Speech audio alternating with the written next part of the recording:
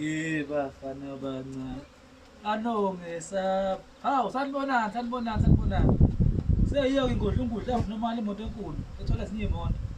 Incwadi encane engafundeki sebafazi namadoda ukuyovula abobokhi ibodlungudla. Sibingela nje wonke umuntu wangonyama lekhaya esathi wonke umuntu wamukelekile isigodlweni esikhulu eJimston.